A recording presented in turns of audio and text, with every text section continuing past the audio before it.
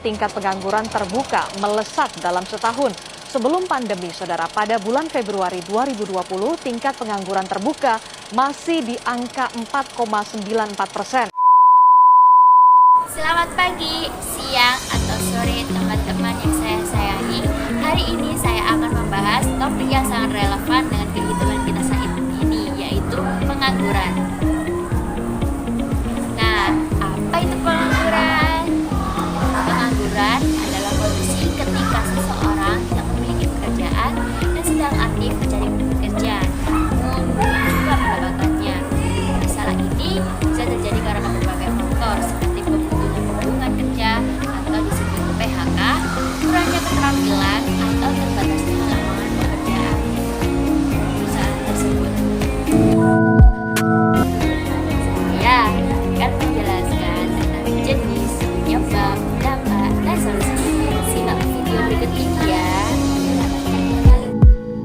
Tujuan dari materi ini adalah untuk menjelaskan bab pengangguran itu bisa terjadi, mengenal jenis-jenisnya, memahami dampaknya pada masyarakat, serta mencari solusi apabila menemukan dan mengurangi pengangguran di sekitar kita. Setelah kita memahami apa itu pengangguran, sekarang mari kita bahas lebih dalam mengenai jenis-jenis pengangguran. Dampaknya sangat penting karena menurut saya dengan mengetahui jenis kerja kita bisa lebih paham bagaimana cara mengatasinya. Ternyata pengangguran itu tidak selalu berarti seseorang tidak bekerja sama sekali juga, guys. Ada juga yang tidak bekerja, tapi sebenarnya itu tetap termasuk dalam kategori pengangguran. Yuk kita simak lebih lanjut satu-satu ya guys materi ini. Lalu saya akan menjelaskan jenis-jenis pengangguran. Yang pertama, ada pengangguran terbuka, yaitu orang yang benar-benar tidak punya pekerjaan dan sedang mencari kerja. Yang kedua, pengangguran terselubung, orang yang kerja tapi tidak maksimal atau kerjanya tidak sesuai kemampuannya. Yang ketiga, pengangguran musiman, yaitu orang yang hanya bekerja di musim tertentu, misalnya petani saat musim tanam.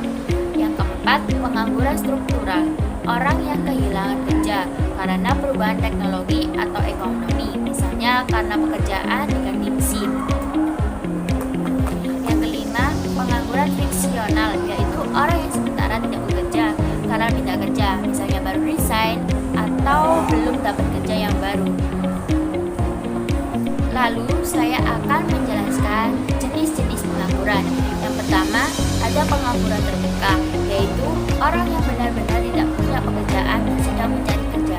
Yang kedua, pengangguran terselubung, orang yang kerja tapi tidak maksimal atau kerjanya tidak sesuai kemampuannya. Yang ketiga, pengangguran musiman, yaitu orang yang hanya bekerja di musim tertentu, misalnya petani saat musim tanam.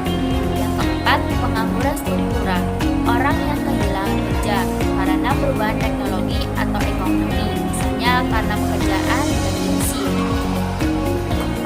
Yang kelima, pengangguran friksional, yaitu orang yang sementara tidak bekerja karena pindah kerja, misalnya baru resign atau belum dapat kerja yang baru. Sekarang saatnya kita cari tahu apa saja penyebab utama pengangguran di tahun 2025 ini. Dengan perkembangan zaman yang sangat cepat, penyebab pun semakin kompleks dan tidak hanya soal ketersediaan lapangan kerja.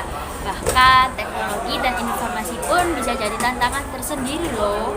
Mari kita lihat beberapa contoh nyata yang terjadi saat ini. Dari Badan Pusat Statistik mengungkapkan, saudara, pengangguran di Indonesia mencapai 7,28 juta orang hingga Februari 2025. Angka ini meningkat 1,11% dibandingkan Februari 2024 lalu, yaitu 7,20 juta orang. Angkatan kerja 153,05 juta ini mengalami penambahan dibandingkan Februari 2024, tambahnya 3,67 juta. Dan dengan penambahan angkatan kerja, jumlah bekerja pun juga mengalami peningkatan 3,59 juta orang yang bekerja.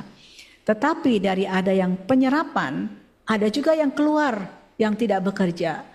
Ada juga yang kemudian dia masuk kepada angkatan kerja tetapi belum mendapatkan pekerjaan. Itu yang terekam di dalam jumlah yang menganggur, 7,28 juta orang yang menganggur, dan penambahan jumlah orang penganggur dibandingkan Februari 2024 adalah sebesar 83.450 orang yang menganggur. Sepanjang kita merekam Februari 2025 dibandingkan dengan Februari 2024, jadi sepanjang tahun itu. Menteri Ketenagakerjaan Yasirli mengungkapkan data pemutusan hubungan kerja atau PHK hingga Mei 2025 mencapai 24.000 orang. Menaker menambahkan secara tahunan angka PHK di Indonesia meningkat dibanding tahun lalu. Kemudian saat ini sudah terdata itu adalah sekitar 24.000. Jadi sudah sepertiga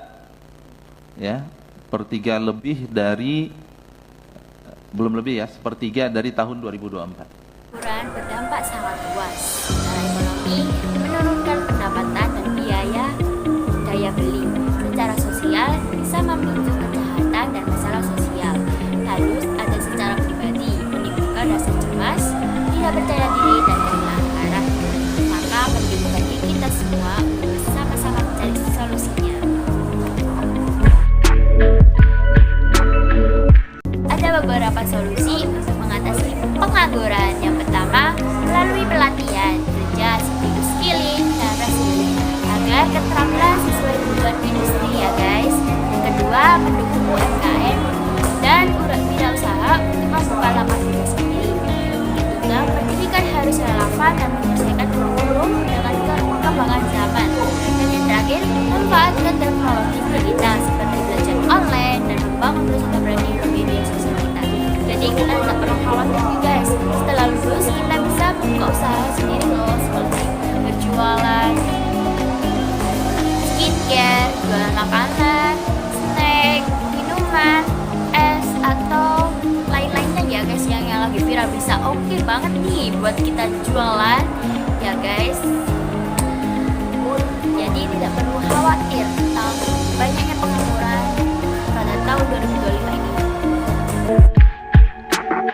Jadi kesimpulan materi pengangguran ini adalah tantangan serius di tahun 2025 ini yang bisa terjadi karena perubahan teknologi, persaingan global, atau kurangnya keterampilan.